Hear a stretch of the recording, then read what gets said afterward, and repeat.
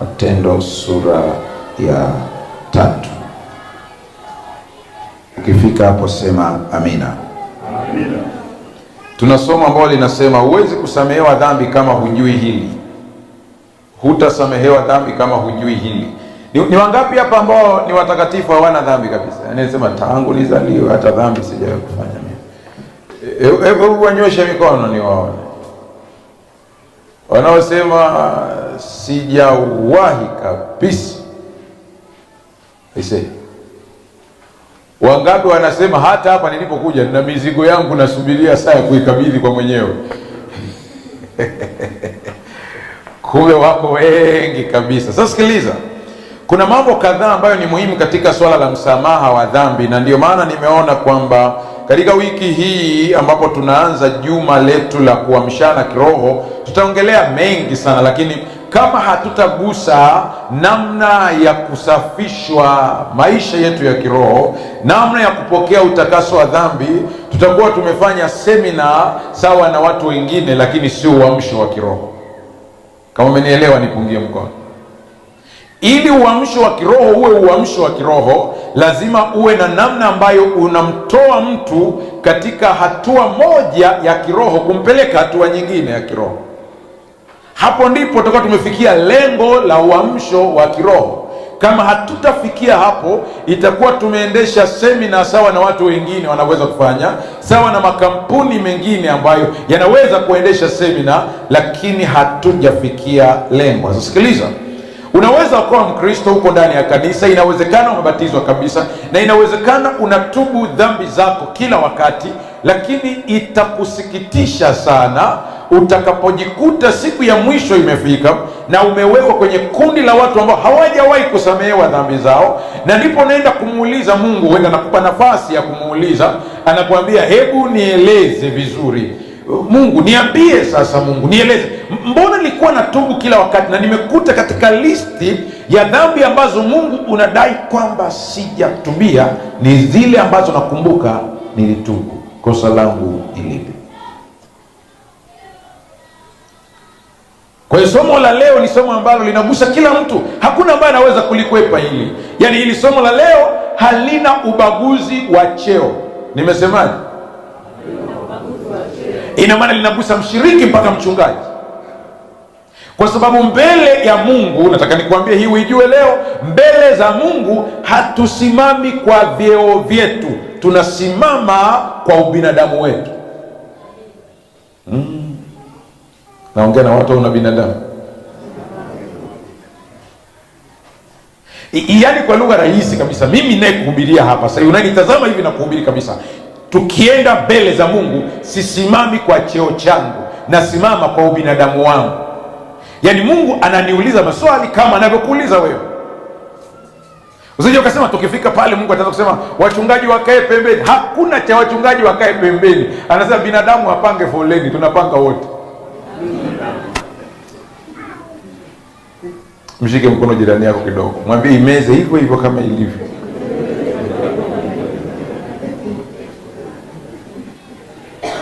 Kwa hiyo hapa usidhani kwamba mchungaji anatuhutubia. Sema binadamu mwenzetu anatuambia mambo ambayo yanatuhusu wote. Jumlisha na yeye anayehutubu. Na yeye pia inamhusu. Usije ukashangaa kwamba umefika wakati ule alafu unaambiwa kwamba mimi sikujui. Yesu anasema wazi, hakuna kitu ambacho ametuficha. Anasema wengi siku ile wataniambia Bwana, Bwana, mbona tulifanya hivi kwa jina lako? Mbona tulihubiri kwa jina lako? Mbona tulitoa pepo kwa jina lako? Yesu hakatai ya kwamba jina lake lilitumika kufanya hivyo. Naongea na ninyi kwanza wa Sabato. Mara nyingi hilo fungu likisomwa, mnaanza kufikiria madhehebu mengine kwamba hapa anawasema wale ambao hawashiki Sabato. Ya leo inakanyaga wote. Hili fungu aliwahusu wale. Yesu ingekuwa ni la hao ambao hawamjui Mungu, wanaotumia nguvu za giza kufanya miujiza, ingekuwa ni la kwao, angewaambia mlitoa pepo kwa nguvu nyingine sio za kwangu. Haliwahusu lile. Yesu hajakataa jina lake kutumika kufanya miujiza, lakini anasema siwajui ninyi mtendao maovu. wanaweza wakatumia jina lako na ili hali wana maovu. Anasema ndio. Kwa nini? Jina langu lina nguvu kiasi kwamba ninahurumia watu, hata kama huyu anayelitumia hayuko sawa na mimi. Kuna sana wajibu, sio kwa ajili yake, ni kwa sababu nawapenda watu wangu. Kama hujanielewa sema rudia, kama umeelewa sema endelea. Tunaanza kuelewana sasa. Sasa inakuwaje mtu awe kanisani? Inakuwaje mtu abatizwe? Inakuwaje baadhi yetu mpaka umepokea Roho Mtakatifu? Kama unaweza ukadai kwamba umepokea Roho Mtakatifu, tutajikagua wenyewe wiki hii yote. Inawezekanaje mtu atumike kanisani kama mzee wa kanisa? Inawezekanaje atumike kama mwinjilisti? Inawezekanaje atumike kama shemasi miaka yake yote? Inawezekanaje atoe zaka zake na sadaka zake kwa uaminifu, hajawahi kuzipeleka kwingine kokote, alafu siku ya mwisho anaambiwa sikujui wewe?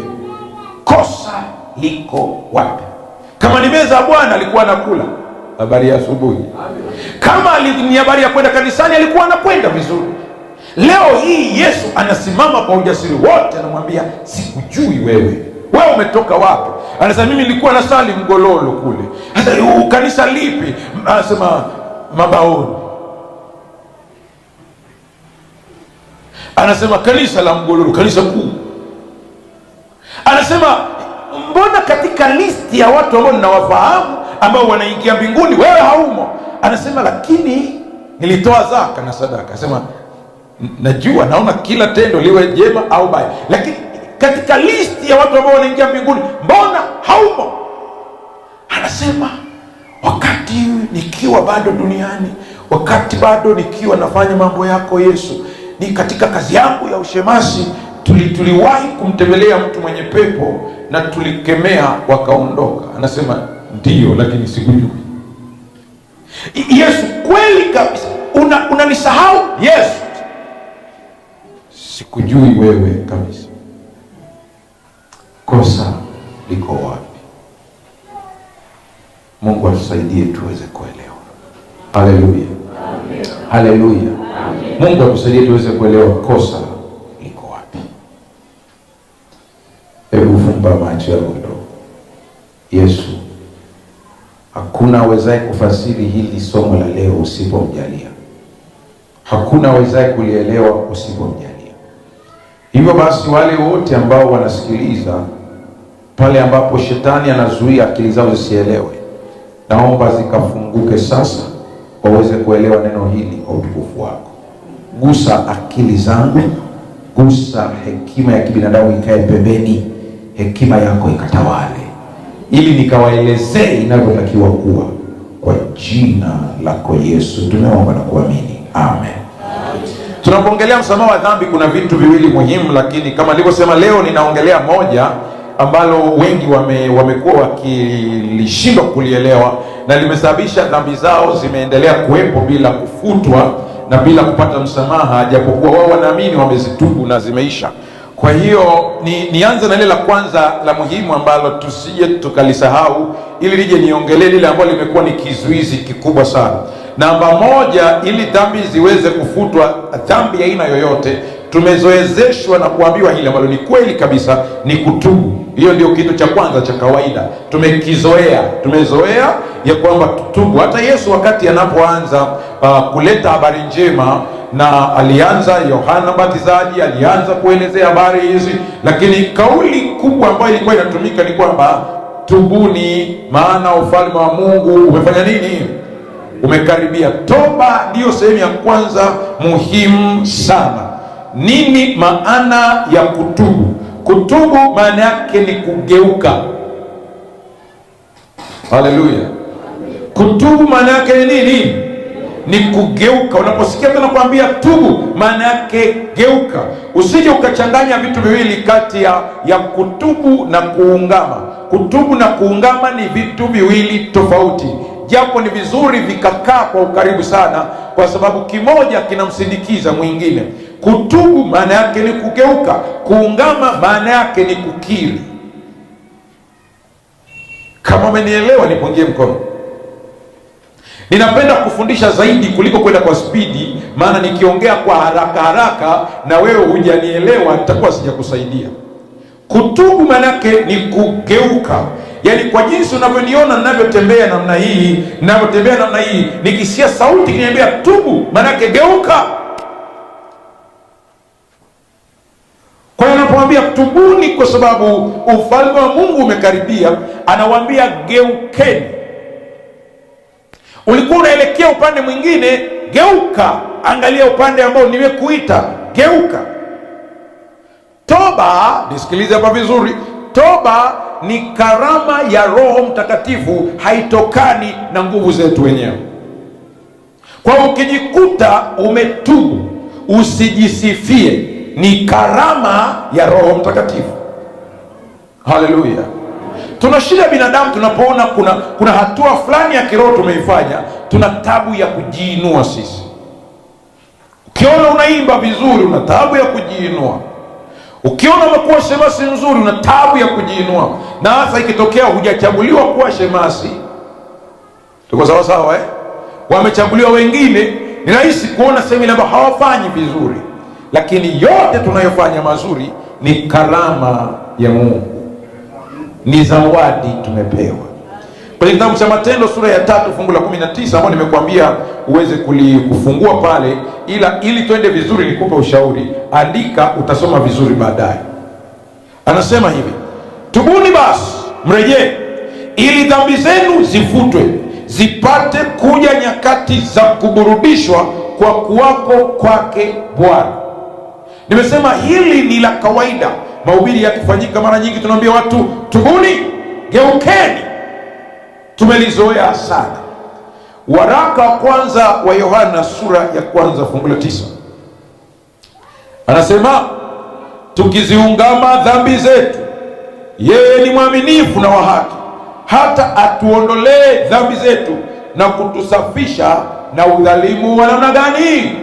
Wote. Sasa unisikilize hapa, nimesema hivi, toba na ungamo ni vitu viwili tofauti, havifanani kabisa, ila vinapelekana.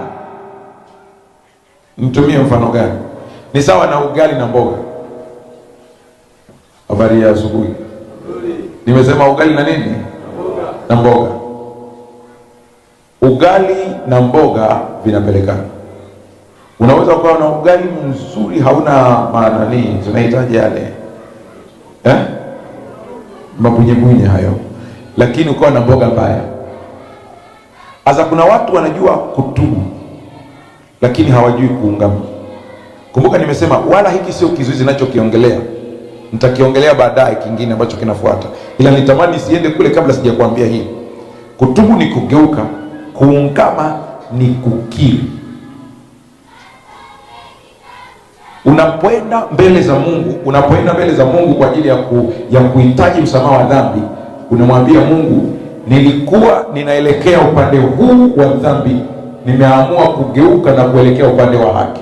Lakini usibishane na Mungu, kiri makosa yako.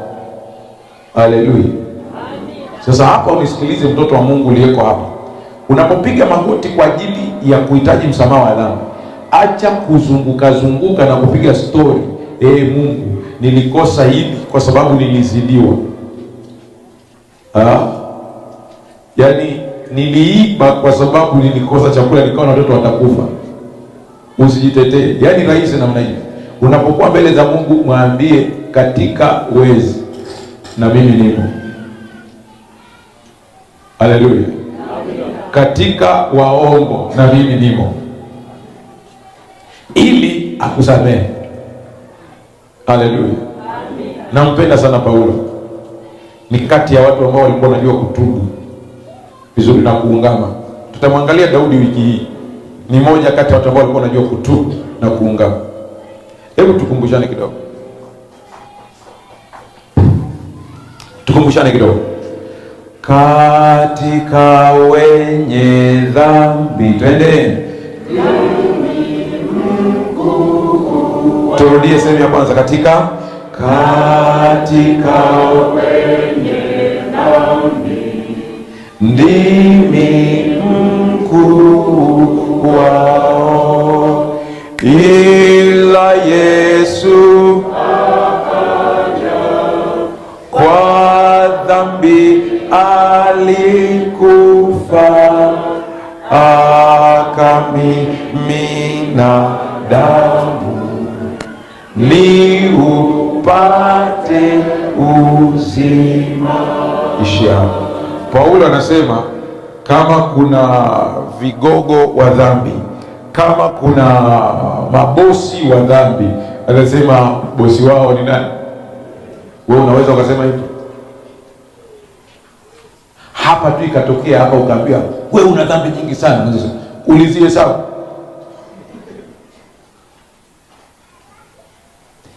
Unaweza ukatubu, unaweza ukaungama, dhambi zako zikazuiliwa kutokusamehewa na kosa moja linalofuata. Sasa fungua kitabu cha Mathayo sura ya 5. Mathayo sura ya 5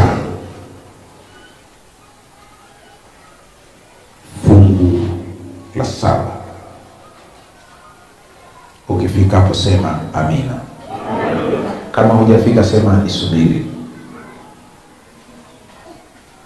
Ukisubiriwa ongeza speed. Mathayo sura ya ngapi nimesema? Sura ya 5. Fungu la ngapi nimesema? Fungu la 7. Hilo fungu letu kuu tumesomewa, nasema heri wenye rehema, maana hao watapata kitu gani? Rehema. Tunapoongelea rehema, tunaongelea huruma, tunaongelea neema. Anasema kuna kanuni moja ambayo wengi sana tunajaribu kuisahau, lakini ipo kwenye maisha na inafanya kazi. Kanuni hii inasema utavuna ulichofanya nini? Anasema usidanganyike, Mungu hadhihakiwi.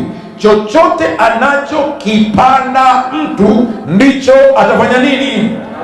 Akasema usije ukatarajia kwamba wewe utapanda mpaini ukavuna nyanya. Usije ukatarajia kwamba wewe utapanda parachichi ukapata dhahabu. Haiwezekani. Sasikia, kwa habari ya wokovu usichanganye mafai. Tumeokolewa bure kwa neema ya Yesu Kristo, lakini kuna vitu katika maisha ya kila siku inatakiwa tuvijue ili tuendelee kuishi sawa sawa.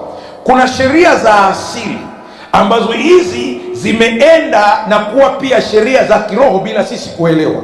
Na kupa mfano, baadhi ya watu mlioko hapa mnafanikiwa kwenye maisha yenu si kwa sababu ya pando zuri mlilopanda, ila ni kwa sababu ya pando zuri alilopanda bibi yako, babu yako, baba yako. Unasema mchungaji, sijakuelewa. Nidadavue kidogo. Nendeni mkaangalie familia za watu wachoyo. Kwao kuna baraka. Nenda ukaangalie familia za watu wakarimu. Biblia inasema nafsi ya mtu mkarimu itanenepeshwa, itawandishwa, itafanikiwa. Anasema anayenywesha naye atafanya nini? Anasema kipimo kile mnachopima na nyie. Kwa wakati mwingine ukaanza kufikiria mimi kila siku napoteza hela, anza kujiuliza uliokota za wenzako ngapi? Mshike mkono jirani yako, mwambie unaanza kuelewa sasa. Kabla ya kuanza kusema mbona mimi, anza kujiuliza na huko nyuma, na kuna vingine shida vilishatokea mpaka ulivisahau, hukumbuki kabisa. Hata mimi unavyoniona hivi, kuna wakati najikagua kwenye maisha, nakuta mambo fulani ya neema amenijia. Kuna sana kitazama hivi nasema hii ni ofa ya bibi, kwa sababu ni mjukuu wake. Haleluya. Nilibahatika kwa neema ya Mungu kuwaona bibi zangu wote wawili, na huyu mmoja mpaka leo yupo. Anagonga kwenye 90 na kitu huko. Kwa wote wawili hawa nimebahatika kuwaona, nimebahatika kuishi nao, na sijui niseme ni bahati nzuri au mbaya, bibi zangu wote walikuwa wakali. Wote wawili. hakuna ambaye alikuwa anaacha lile mama. Kwa hiyo wote hivi unavyoniona nimekula vifinyo vya kutosha kabisa, ila nilikuja kujifunza maisha fulani kwao ambayo usione nikifundisha hivi, baadhi ya vitu nafundisha ambao nimeviona katika maisha yangu. Bibi yangu ambaye anamzaa mama mpaka leo sio Mkristo, ni Muislamu. Sisi tuna asili mbili, tuna asili moja ya Uislamu na asili nyingine Lutheran. Zote tunazo, zote kwa pamoja. Kwa bibi yangu mpaka leo ni Muislamu. Na usije ukaniuliza sasa umhubiri, na mhubiria na nimeendelea kuhubiri mpaka mwisho. Na anakusikiliza vizuri, alafu akimaliza anakuambia, hivi Yesu wako ulivyonisimulia alivyo mzuri hivyo, akija ataniacha wewe?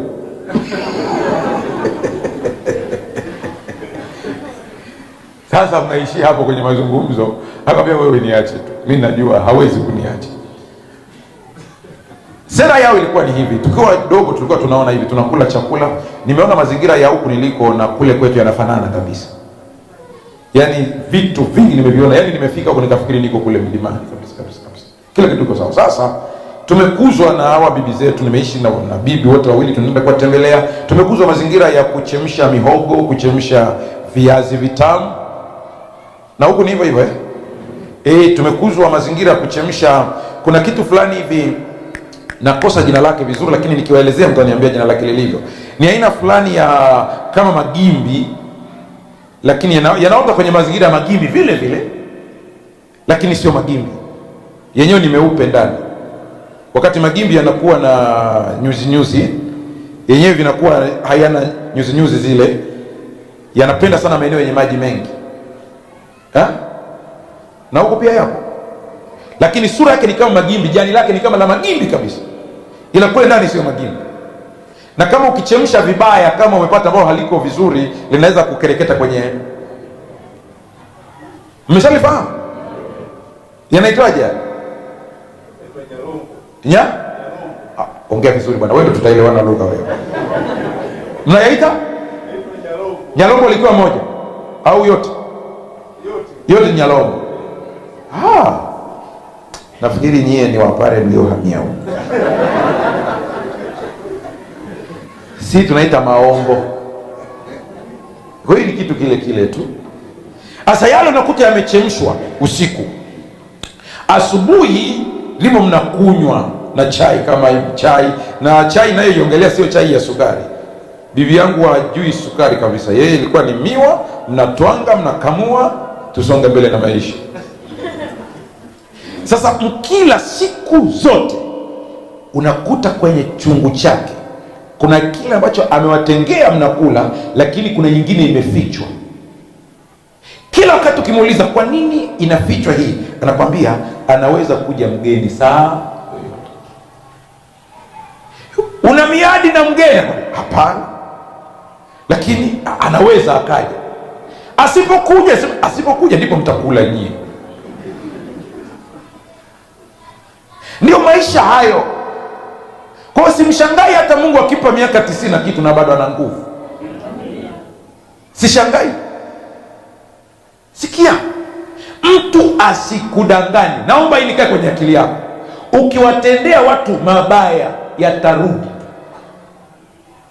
Hii dunia unavyoiona jinsi inavyozunguka, hilo duara namna hii. Dunia yetu ni duara. Tuko sawa sawa? Ni somo tosha linakuambia hivi, mambo yanaenda kwa kuzunguka. Lilianzia kwako kwa kumfanyia mwingine, litazunguka, litakuja kukufikia. Hata unasema mchungaji, hata likizunguka likifika nitakuwa nimeshaondoka duniani. Ngoja nikwambie, litazunguka, likija likikuta umeondoka, litatafuta vinasaba vyako, DNA, litakuta wajukuu, litakuta vitukuu, linagonga. Kachungu lakini tukameze hivyo hivyo. Kwani Biblia hamwijui? Na wapatiliza wana maovu hata kizazi cha ngapi? Unasikia Lakini sikia maneno haya ili ujue kwamba unapoamua kumgeukia Mungu, yale mabaya yanageuzwa mara moja. Anasema nami na warehemu. Sikiliza vizuri, nami na warehemu. Turudie hesabu tena, nami na warehemu. Turudi kwenye ubaya tuone. Na wapatiliza wana maovu ya baba zao hata kizazi cha ngapi? Alafu rehema, twende tupige hesabu vizuri. Mabaya kizazi cha 3 na cha ngapi? Lakini rehema, nikuulize 3 na 4 alafu na maelfu, ipi kubwa? Kumpokea Yesu kuna faida au kuna hasara? Anasema ukija huku zile 3 4 na zigeuza zote na zitoa, wema na ufanya maelfu. Haleluya, amen. Ndio maana sema tubuni, maana yake geukeni, anza kuwatendea watu mema. Haleluya, haleluya. Unaweza ukasema mchungaji, lakini siwezi, sijisikii. Na mimi nisikilize sasa, nikuambie hii kusaidie. Kama unafuata unavyojisikia unakosea. Hata baba yako na mama yako walidumu kwenye ndoa sio kwa sababu walikuwa wanajisikia hivyo, ila ni kwa sababu waliamua. Haleluya, amina. Wale wazazi wetu ambao umetuzaa sisi, si mko hapa? Najua kuna mtu ananitazama anasema, kwani wewe ni wa mwaka gani? Kwa hiyo nikwambie, mimi nimezaliwa mwaka 1000